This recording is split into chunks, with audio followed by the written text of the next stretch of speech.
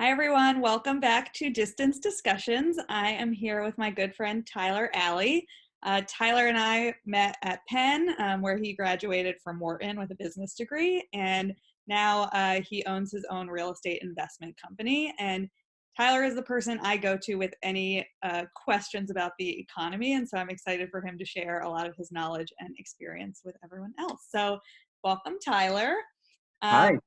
to get started, so you're still working on the ground with tenants in hmm your properties and a lot of small businesses. And so can you share what it's been like on the ground working with your tenants and what it's kind of like to be a small business right now?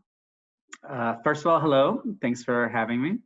So I have my own real estate investment and development company in Dallas, Texas, primarily focused on retail and office. And so we will build little neighborhood strip centers for where there's a bunch of new houses, but they don't really have a dentist or a nail salon or restaurants. And we'll build real estate and retail for them to lease that. And then with office buildings, we're typically dealing with much smaller tenants like attorneys and accountants and construction and things like that, which has been, so it's been a really interesting time in our field. And for me, because we get to see so much about what's happening at the very, very ground floor.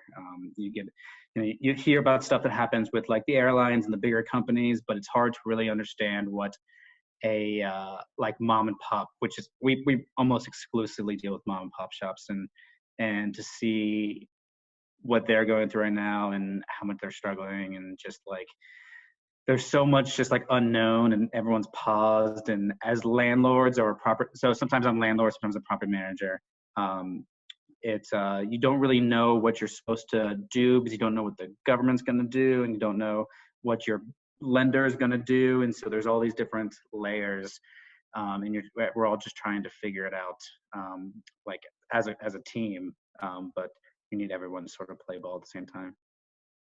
And there's a lot of talk about landlords and, rent payments and things like that. How are you guys handling that and approaching that?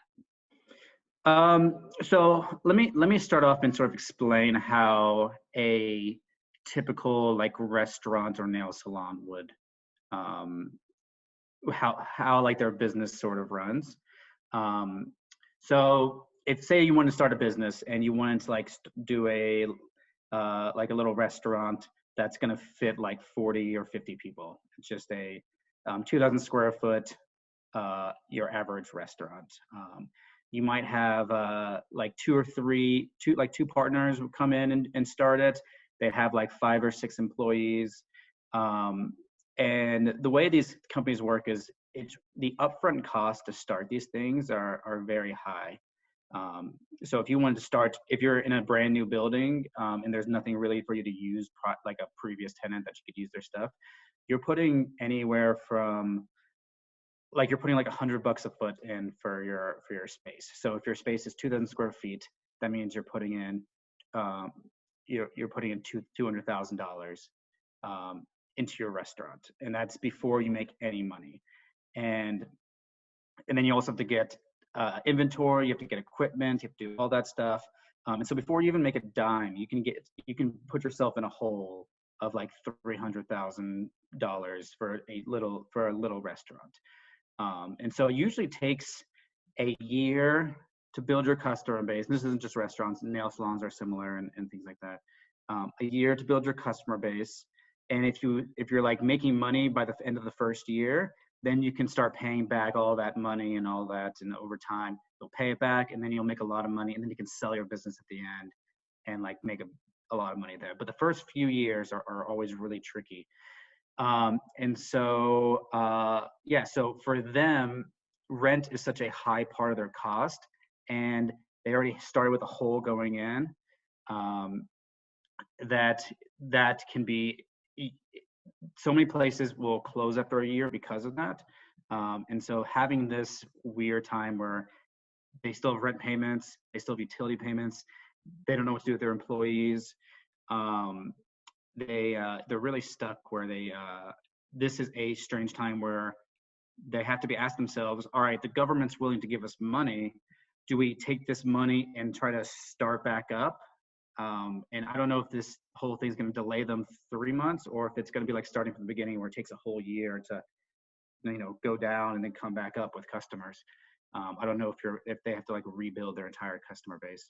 And so it's like a one-time out of, all right, if I can get $100,000 back from the government as part of this, do I just take it and shut my business down? It's like a one-time get out of jail free card, or do I try to fight back? If I have it's just such a deep hole. If you're a business that was doing well beforehand, like it makes sense for you to start back up and keep going. But so many people start businesses thinking they're going to do tremendously, and then they just end up doing okay. And so the question becomes, if you're a business that's just doing okay, like what do you do now? And that math is really, really challenging. And so to answer your question, what the best thing for us as landlords to do is, we want our tenants to survive. I would rather give up a year of rent than just like totally selfishly for my financial benefit. It costs so much money for us to get a new tenant, and I don't know how hard it's gonna be to get a new tenant, that I am very willing to help my tenants as much as I can on the retail side specifically. Office buildings, you're probably fine, but on the retail side, and so what we're trying to do is just like free rent for now. So so like in April, no rent, May, no rent. At some point, what we'll probably do is say, all right, we won't let you pay June, but we'll take June and maybe July's rent and spread it across the rest of your lease. So instead of paying these 2 months, you'll pay $100 more for the next 7 years. But that's just, that's the problem is that we can't get our lenders to give us a break on the mortgage payments on the building, and so if the lender gave us a break, then we can give our tenants a break, and we can all share the pain and we can all survive. But you need the tenant to want to continue, you need us to participate, you need the bank to participate. And so us being in the middle, we can only give so much at a time, because we still have our own financial obligations that we're trying to go back and forth between. So it's a difficult spot. I imagine that more businesses will die than we realize. Specifically in retail, hotel and retail is where like I'd be most concerned. Office, the big question is, will tenants come back, or will they say, hey, we can work from home and it'll be much cheaper and much this Zoom thing worked better than we realized, and maybe we shouldn't be spending so much on office space. So that's the concern from office. Industrial and manufacturing, that type stuff will be fine, but the retail sector could get killed for who knows how long. I mean, it all just depends on how willing Americans are to spend 3 months from now what they were 3 months ago, and that is the Congress can stimulate the economy all they want, but if there's no customers and there's no demand for restaurants and nail salons and dentists, they'll die. So let's talk a little bit about Congress, since you brought it up. So they passed this $2 trillion stimulus package. And, I think the highlight for a lot of people that they know about are the $1,200 checks, which people have started to get, and the small business loans. But looking at this bill as a whole, what do you feel like are pieces Congress got right, and anything that you think should have been better in the bill? So let me first talk about the US dollar, because the interesting thing that's happening now is there's a ton of spending going on, and people are like, how can we spend all this money right now when we couldn't afford, 6 months ago we were saying we couldn't afford healthcare, and there's a lot of that can be debated, but when the whole world is experiencing something at the same time, what you find is that the currency that rises to the top is the US dollar. And so in normal times, if you're spending and you're printing money, like everyone's concern is that there's going to be inflation, that if we put too much more money into the system. That means there's more money going towards the same products. That means that people are willing to pay more for products, which means the prices goes up on things. If everyone is all of a sudden given $100,000 just today, then everyone's rent would go up because landlords all know you can pay more for rent. But in times of crisis across the world, a strange thing happens with the U.S. dollar where even if we spend a ridiculous amount of money and print and print and print, there will be long-term effects for sure. But in the short run, the dollar is fine because just as the Federal Reserve can bail out a lot of the U.S. country, a lot of America, the Federal Reserve is also like the backstop for the whole world. So if you're in Sweden, Sweden or Japan or wherever, the Federal Reserve is also bailing out countries all over the world right now because their currencies, because they're also printing money. They're also trying to stimulate their economy. They're also spending like crazy, and their currencies aren't really, they don't have the strength of the U.S. dollar, and that's just because of our military and because of our economic, being like the military and economic superpower of the world. Our currency has the most trust, which means that it's in times like this, everybody wants it.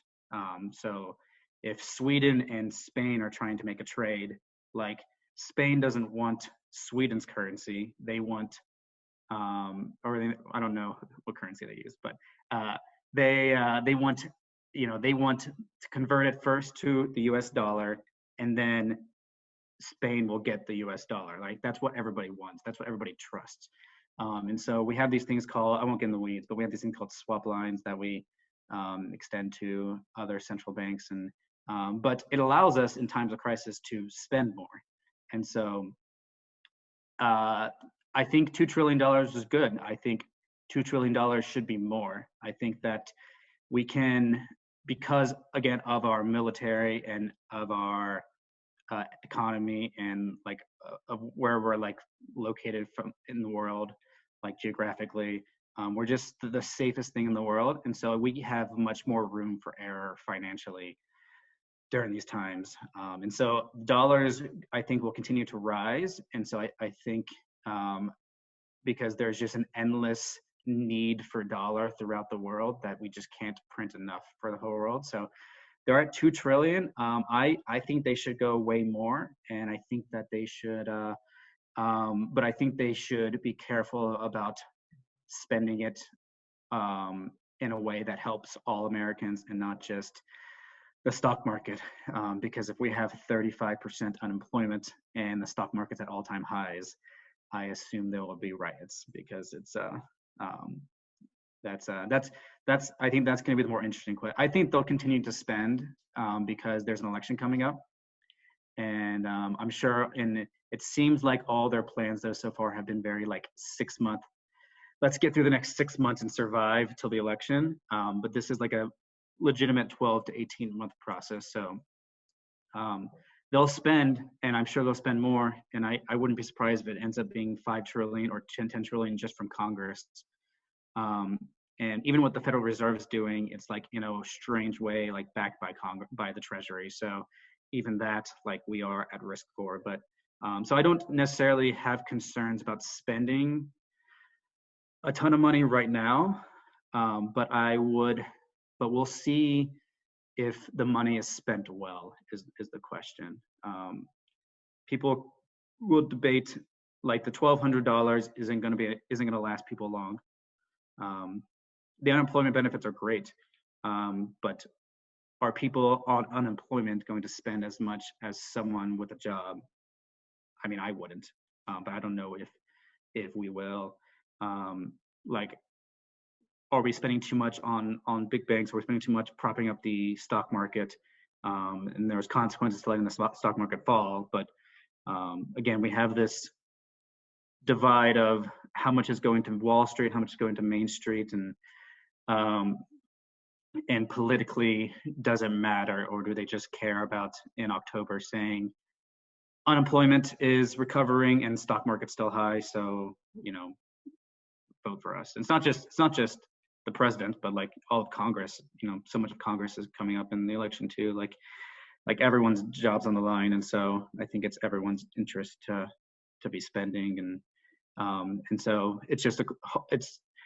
we'll see if the politicians will fund big companies that support them a lot more, or if they'll want to go to what their strategy is for votes, and it's all very interesting. But we'll does that answer your question?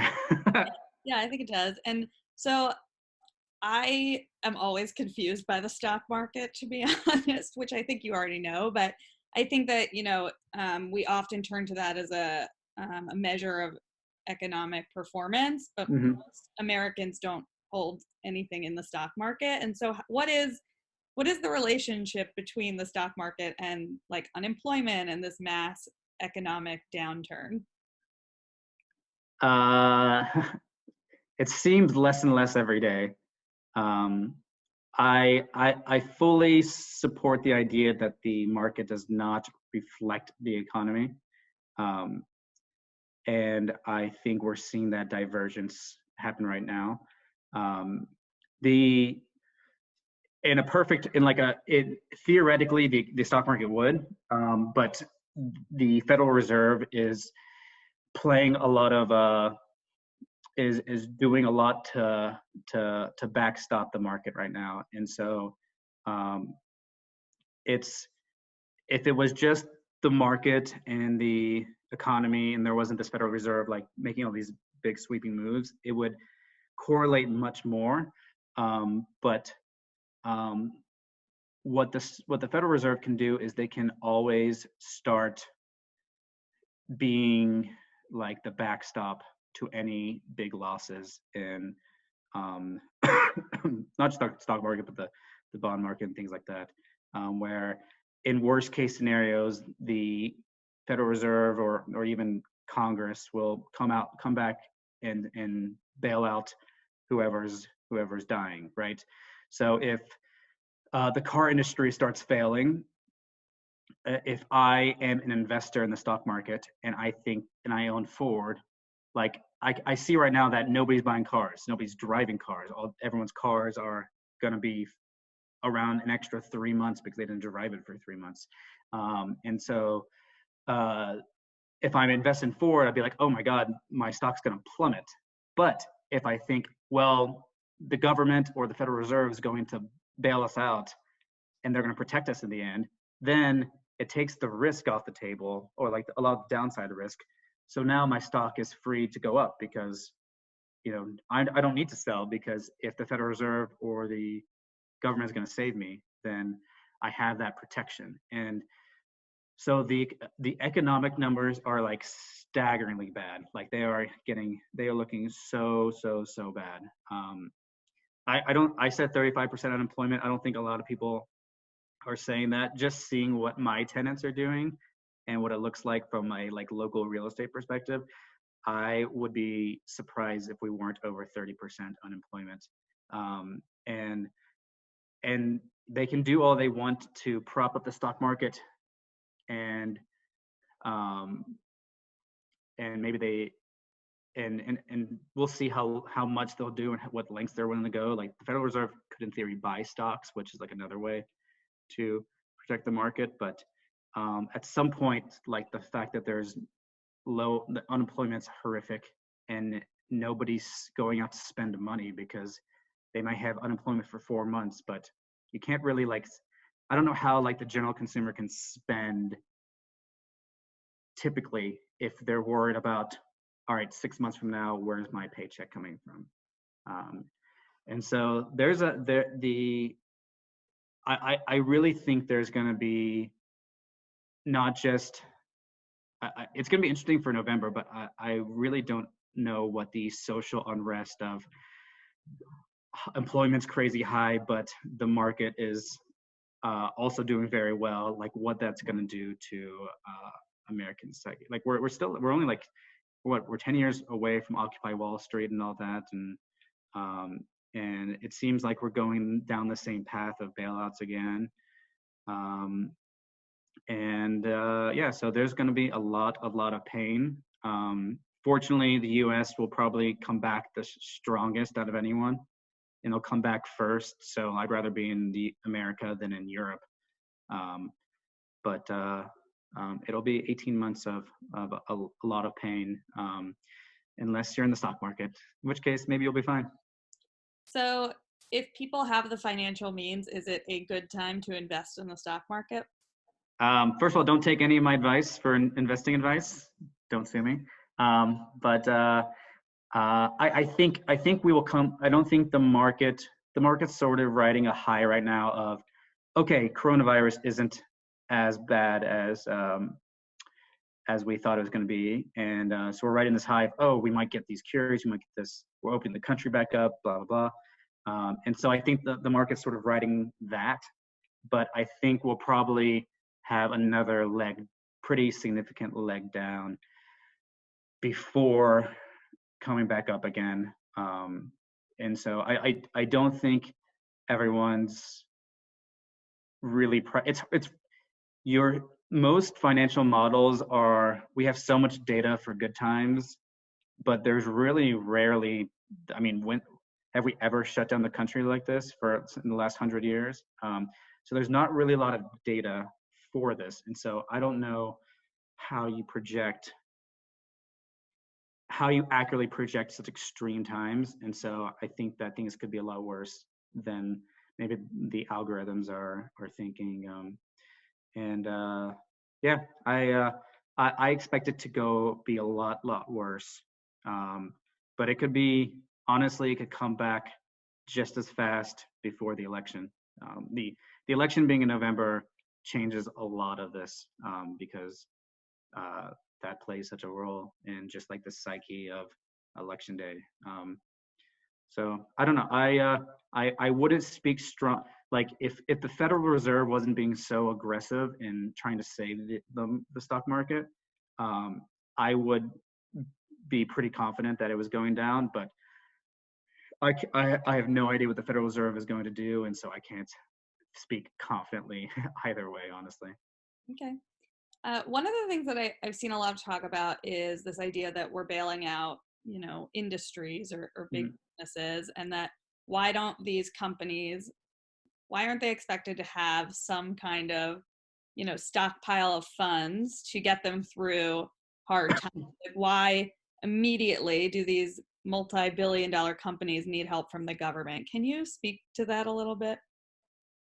Sure.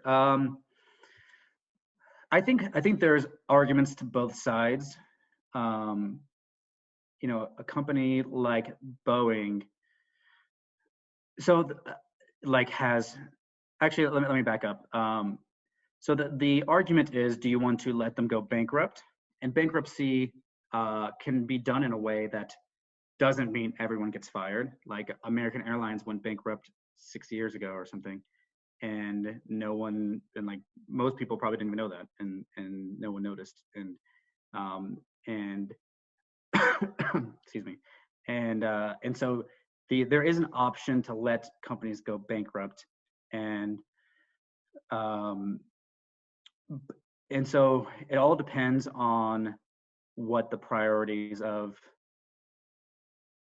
Well, you asked about the cash, and specifically with the cash, like I think it's reasonable to assume that a company could prepare for rainy days, but I don't know how you prepare for losing 95% of your revenue.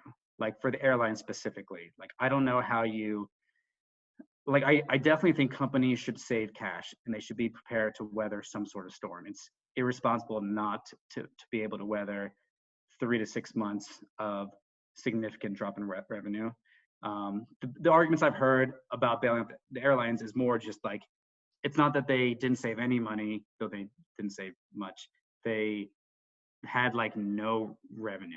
Like to drop, if your revenue dropped 40%, we could have that discussion, and you should be prepared for a 30%, 40% type thing. But they're looking at like you're looking at like 3 people on a flight, and they can't stop. My understanding is they can't stop flying planes, because if you take all the planes and put them in storage, then you can't really get them back out and revved up again quickly enough, like for safety reasons. Like you need the planes to keep going so you know they're safe to use and that you can use them quickly. And so you can't, like Southwest is still flying planes. And I don't know, I can see the argument. I personally would prefer, I think there are alternatives to bailouts, and I think that we should be letting more companies fail than we are. Because again, bankruptcy doesn't mean the company no longer exists. It just means it changes management pretty much. But and then there's other companies like Boeing, which has like a military aspect to it, which I understand more, bailing out a company that, is more vital for our military. I can see both sides of it. I do think that it's ridiculous if the big companies get all the bailouts and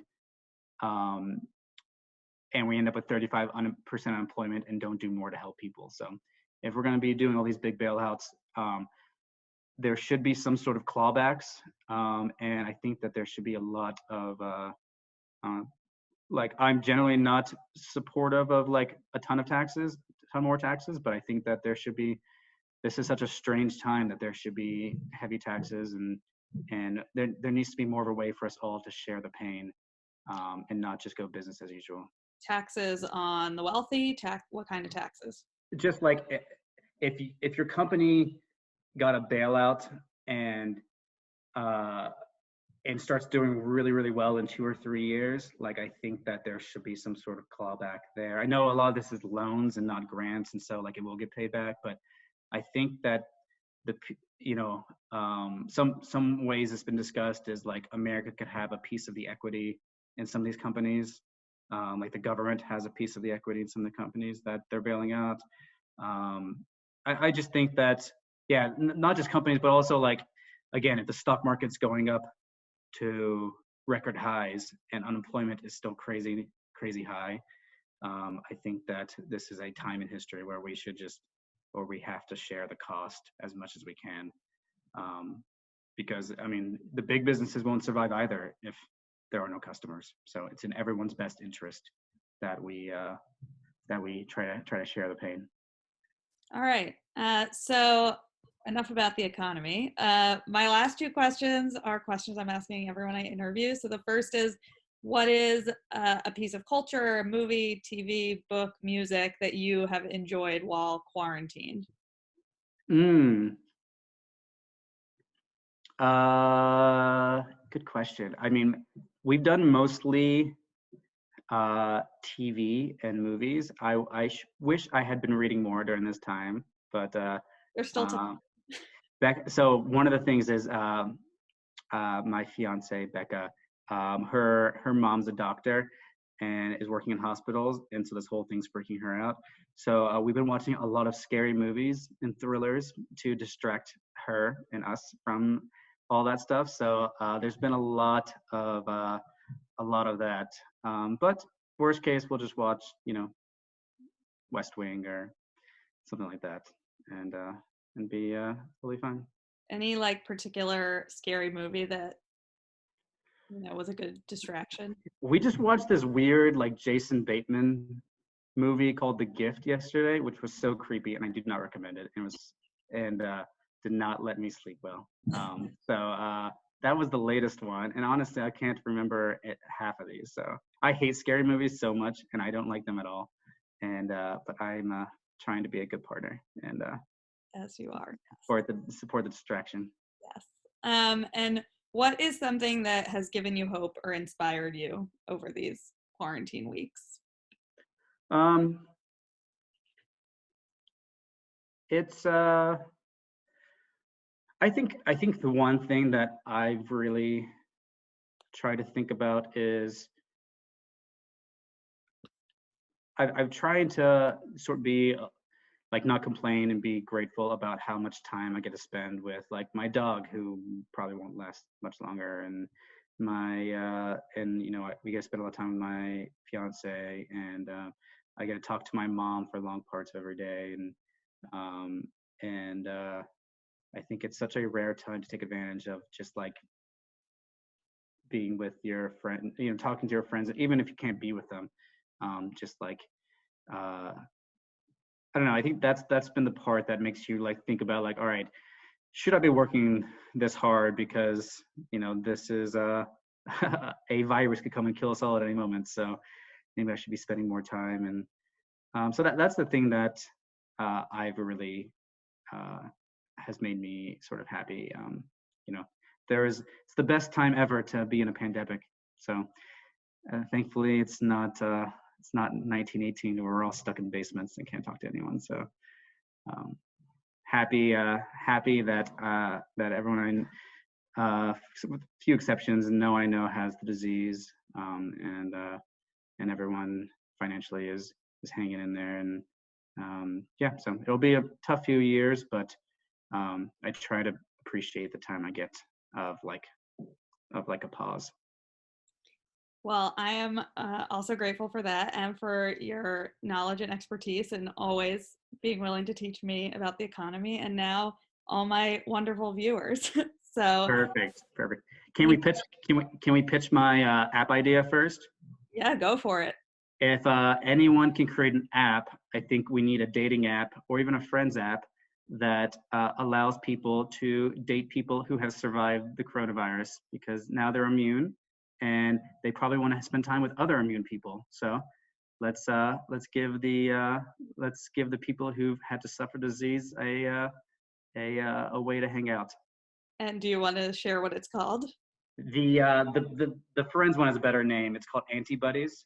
But that's the main one we're going with. So if anyone wants to build the app Antibodies for a friendship app for people who have survived coronavirus and are immune, yeah, Tyler is ready to partner with you. There you go. All right, well, thanks everyone for tuning in and see you next time. All right.